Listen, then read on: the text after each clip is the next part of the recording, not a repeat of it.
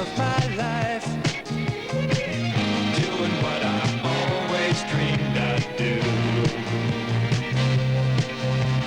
Feeling free and being me in the prime time of my life. Fear is wrong and change is also right. I gotta keep my dreams right inside in the prime time of my life. Hello, I'm Jim O'Brien. Doesn't seem that long ago that I was looking out of a glider at a powered airplane and telling you that a shot at taking one of those up sure would be nice.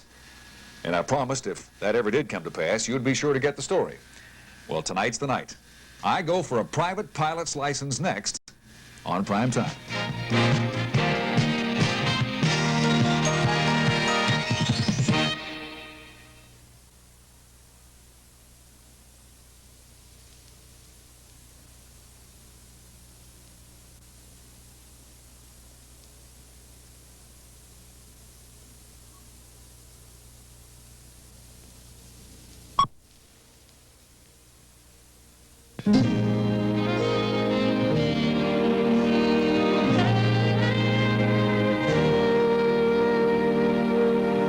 Flying is simply something I've always wanted to learn to do. But for most of my life, I've been an airborne passenger, just enjoying the ride. However, within the past couple of years, I've taken a very big step out of that passenger seat. In fact, all the way out of the aircraft and into the free-fall heaven of skydiving. And I'd soloed a glider. After almost 350 aircraft exits, I'd sort of made a connection between skydiving, where you fly your body, and soaring, where you fly an aircraft that rides the wind. And I'd had it in the back of my mind to learn powered flight, where you have the capacity to take all those forms of flying that I'd enjoyed so much and add to them an engine. Every skydive and every glider flight was a lesson in aerodynamics, pushing me toward reaching for an ignition switch and spinning a propeller. And so on December 15th, 1980, I began my training at Hortman Aviation, a family business located at the 3M Airport in Bristol, Pennsylvania. Yvette Hortman runs the airport, and I'm sure grateful to her for managing to keep a little patch of this earth clear for the takeoffs and landings of student pilots like myself, just as I was grateful for that patch of earth and open sky that let me learn to skydive a while back. Speaking of learning, right now, Yvette's son, Herb Hortman, is ready to start training me to get my pilot's license. All right, Jim. About how many hours did it take you to solo in the glider? I think I soloed on my 15th lift. In today's lesson, we'll teach you how to taxi. We'll go through the pre-flight of the aircraft. We'll do the takeoff. Very quickly, Herbie Hortman impresses you as a true professional. He's about 26 years old, has over 5,000 hours in all types of aircraft. All right, I'm going to treat it, I want you to treat me as if I was a passenger that has never flown before. He's dedicated to a career in flying, and that's the kind of guy I want to learn from. Yep. Let's do a tour. What he needs to know about me and what I need to know about him is going to be determined in the aircraft. Okay, Jim, this is going to be the Tomahawk we're going to do all of our flying in. We'll check our flaps. The pilot is responsible, in the truest sense of the word, for making sure his aircraft is safe. So there's always a pre-flight check of some sort. Okay, we come along the trailing edge of the wing. We're looking, of course, for any damage. Before every flight, we drain a small sampling of fuel out.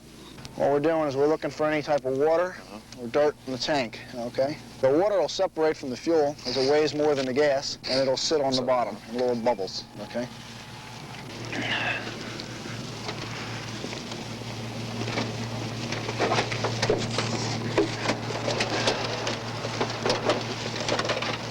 Okay, this is our turn coordinator. Flight instruments in a training aircraft are relatively simple. But it's like anybody else. If you've ever looked inside a cockpit, there are a lot of dials in there, no matter how simple it all may be. Okay, so does this start just like a car? Yeah, just put your right hand on the throttle, and bring it up just about 1/4 of an inch. And turn the key all the way to the right and then push it in. Use your power back now to about 1,000. Okay, now as soon as it starts, you want to check your oil pressure. Okay, it's in the green. Okay. Now we're going to make sure the radio is functioning properly, and we're going to find out what the active runway is. So we come on and we say, 3M Unicom, Tomahawk 13 Bravo, radio check and active runway. 3M Intercom, This is 13 Bravo. Radio check. 13 Bravo, you're loud and clear, 01 at 30. Okay, we acknowledge it just by giving the aircraft number, which is 13 Bravo. So 13 Bravo. Okay, want to keep the power at around 1,000, no higher than 13, and nowhere lower than 800 RPM. All right. And you just steer it entirely by the rudders. It becomes pretty obvious right away the mechanism for steering the aircraft is manipulated with your feet. And most folks aren't used to steering anything with their feet, but it makes sense, and so that's me taxiing the aircraft.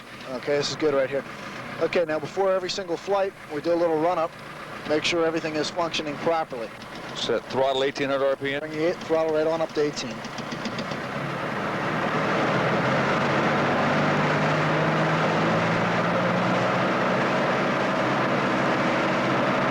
Bring it right on back to about 1,000 RPMs. Okay. Okay, we're all set. All right. All right, put the book away.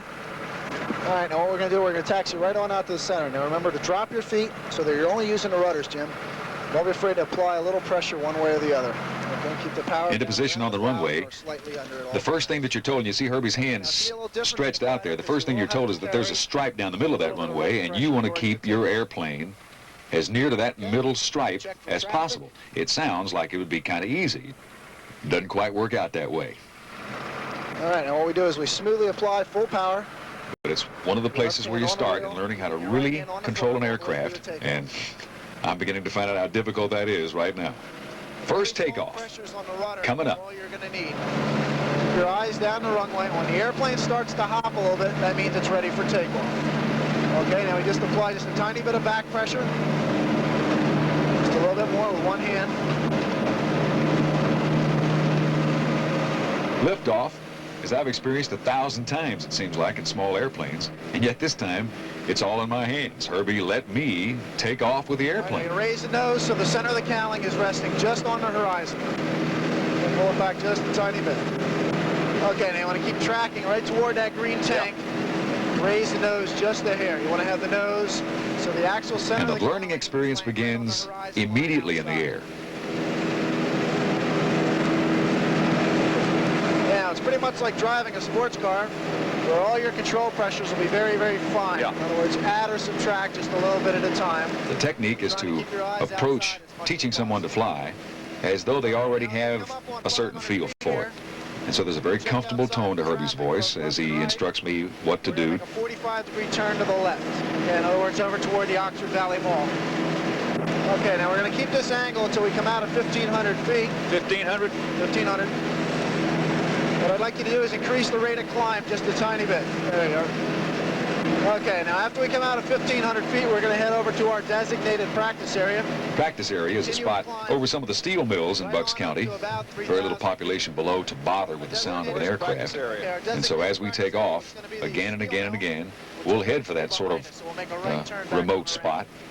Okay, now one thing about flying is you should be as light as possible on the control wheel. Actually let the airplane do as much of the work for you as possible. You'd figure if you couldn't do anything else in an airplane on your very first flight, you'd be able to keep it straight and level. Not so. Just to simply keep an airplane straight and level in flight when you haven't done it before is not really all that simple to do.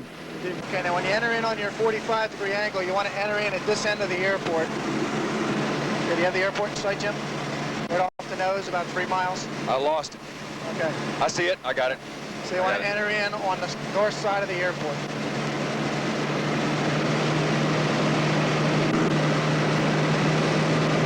Okay, now what we'll do is we'll come up so that we're about a half a mile out from the airport, and then we'll make a right turn right to the downwind position. Okay, now you can tell that you're parallel by looking at the leading edge of the wing. Make sure that the leading edge is exactly perpendicular to the runway. Okay, whenever you get a chance, you can lower 1 notch of flaps.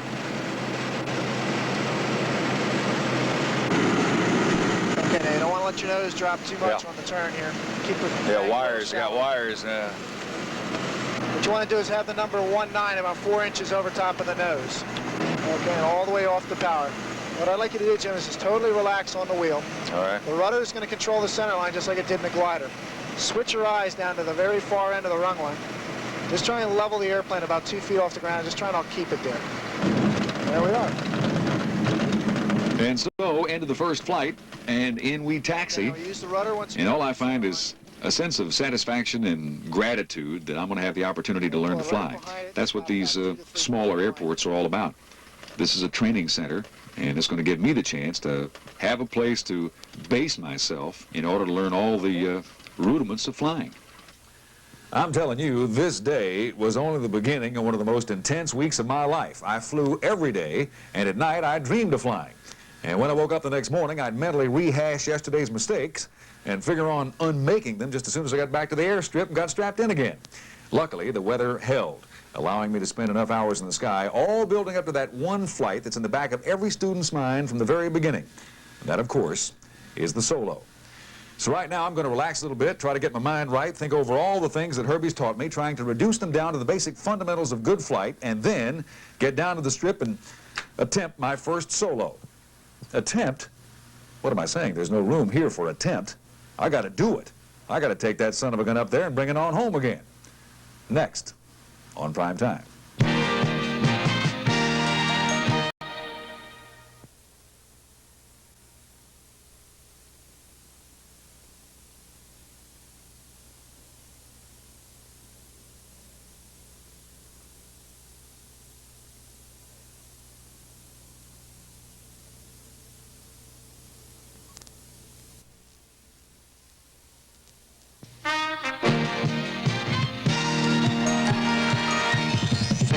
Herbie and I spent a lot of time together over the next few days after that initial flight. Now, all of a sudden, on another beautiful day, as a matter of fact, only a few days later, I was going to solo the aircraft. And that procedure's very precisely handled. First of all, your instructor takes you up, and he gives me that final checkout before he's going to send me around by myself.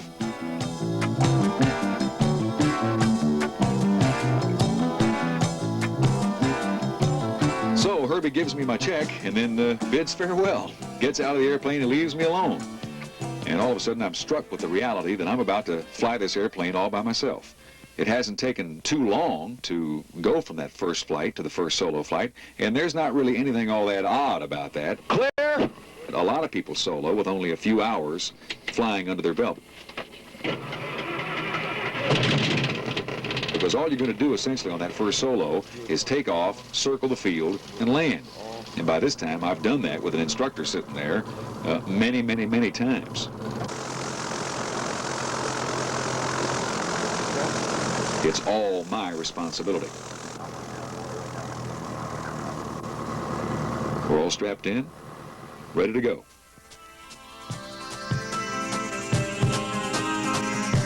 Taxiing out when you know that you're going to be flying alone is another one of those moments. There's Herbie in the background watching another student make the big commitment. You got to wonder what's going through his mind as he has to say that I'm ready to do this and I'm his responsibility. At this moment, you'd think that your heart would be pounding right up in your throat, but I got to tell you, knowing that Herbie has done the job that he's done, and knowing that I've concentrated and worked to learn what I need to know to do this, I felt very comfortable. As we begin our takeoff roll, and in just a second you'll see the ground drop away as I get the aircraft off the ground for the first time all alone. First solo flight, and we are airborne.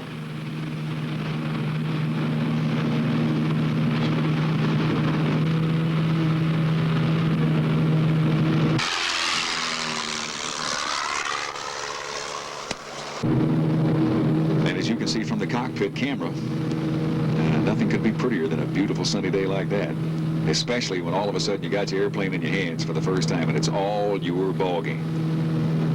It's just once around the pattern, this first solo flight, climb up to pattern altitude, which in this case is 1,000 feet. Back to cruising speed, trim it down a little bit, up on the ball.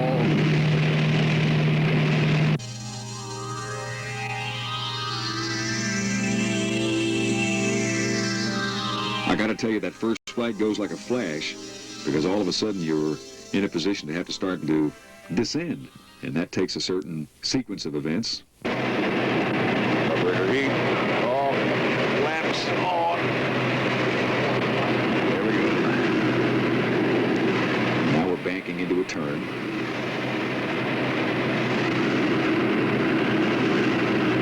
this aircraft that makes it very nice indeed. The Tomahawk has a tremendous visibility. You can see out of it in all points of the compass as easy as pie.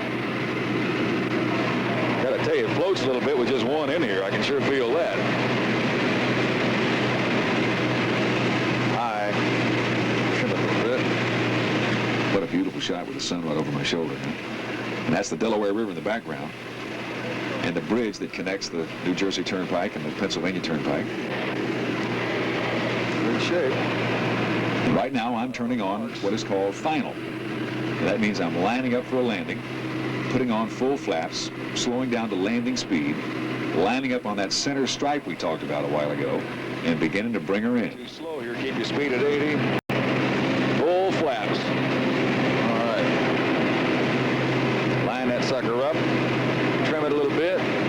Come right on in.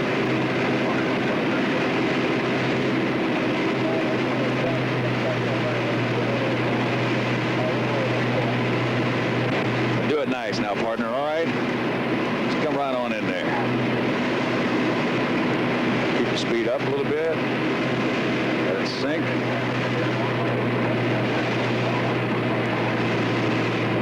Little off the center. Back her on down. And here I come for that first touchdown. I never wanted to do anything well so badly in my life. And it came out pretty dadgum good. Nice and power off. Let it settle. Let it settle.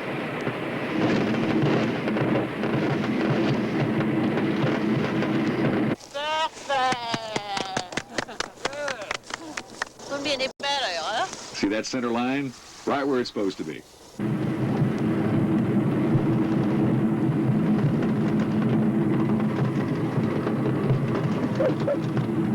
Yeah, could not suppress a big toothy grin after that one. Filthy. A fool can do any better.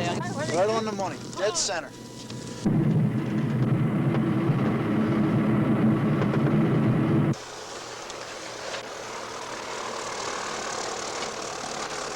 So Herbie approaches after that first solo, and I didn't know exactly what he was going to say. I felt pretty good about everything, and as it turned out, he felt pretty good about it too.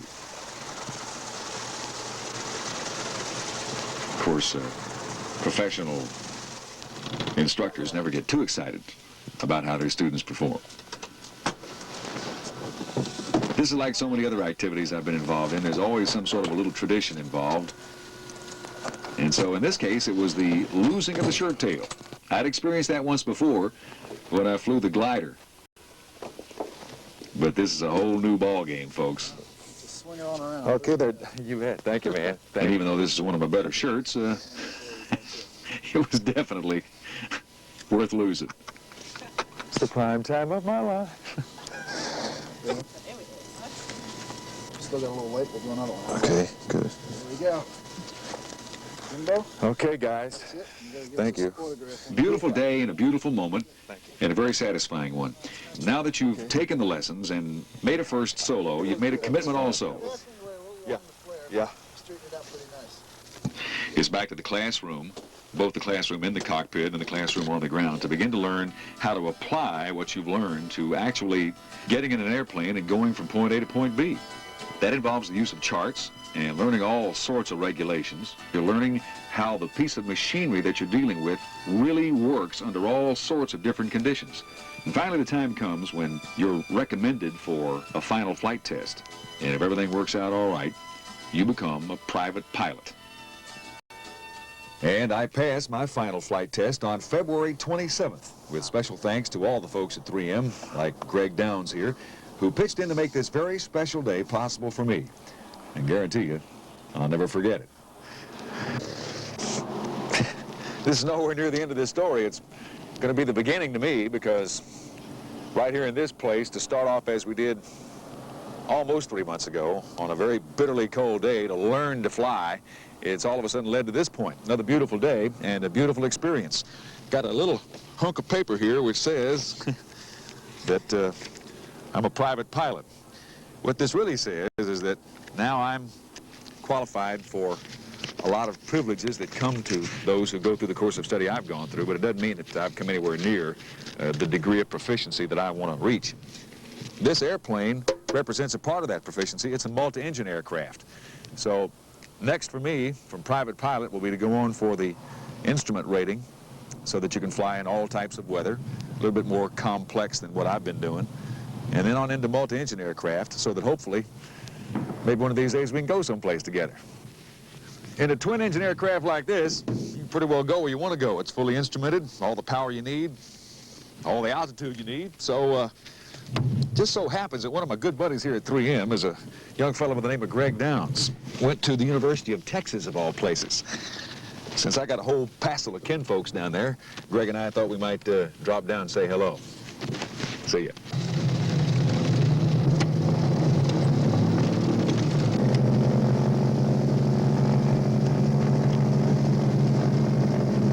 Nice little airplane, huh?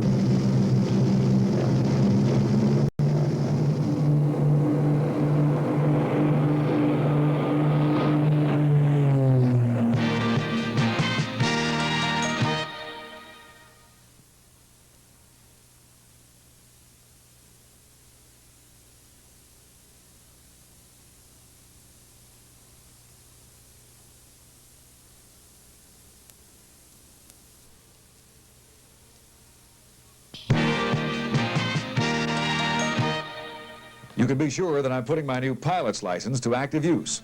And as I do, I'm becoming more and more aware of the importance of having someplace to land once I've taken off. Of the 14,000 airports in the U.S., there are only 500 that are used by the airlines, the TWAs, the Easterns, and so forth. The remaining 3,500 airports are used by general aviation. That is, all aviation, except the airlines and the military. General aviation does a lot of things. Carries cargo, crop dust, flies action news crews, trains students, transports packages, presidents, business people, football teams, and medical personnel to wherever they want to go. It fights forest fires, reports the rush hour traffic conditions. It makes up 98% of all civilian aircraft. And its share of the sky is growing. For example, the airlines expect to add 900 planes to their overall fleet within the next 10 years. But general aviation adds nearly 900 planes to its fleet every month. One reason for this growth is that the country is dramatically changing. Its population is spreading out. The latest census tells us this. In fact, for the first time since 1820, the U.S. is growing faster in its rural areas than in its cities. And as a result of this new migration, factories and corporate headquarters are being built in the country. Communities are then growing up around them. These communities are far off the beaten track of the major airlines. Instead, their air link with the rest of the world, mainly the small airport, the 1- and 2-engine airplanes of general aviation. So that small airfield with a windsock and a narrow landing strip is not something left over from the good old barnstorming days, a relic of the past. It's not something to be covered over with a housing development or a shopping center. No, it needs to be kept open. It's important for today and vital for the future. And for me, it's another chance to do my best at staying on the center line. Next week on Primetime, Dr. Lynn Whitaker, a world-renowned plastic surgeon, will reconstruct this woman's face. Bea Kirschenblatt is the mother of 4 sons, her husband a dentist in Atlantic City, and she works as a newspaper reporter. However, Bea's lifelong ambition is to be a television sportscaster. And for a woman to succeed at this, Bea was convinced that ability was not enough. A pretty face was required. Prettier than the one she had, anyway. We'll follow Bea through her extraordinary odyssey of surgical transformation. For Prime Time, I'm Jim O'Brien. Good evening. Planning what they think will someday come, but it never does. They just don't let it happen. They wait for tomorrow, thinking life will soon get started. But here's what I've grown to know. It's right now that I'm living. It's the prime time of my life. Doing what I always dreamed I'd do. Feeling free and being me in the prime time of my life. Fear is wrong and change is also right. I got dreams right inside in the prime time.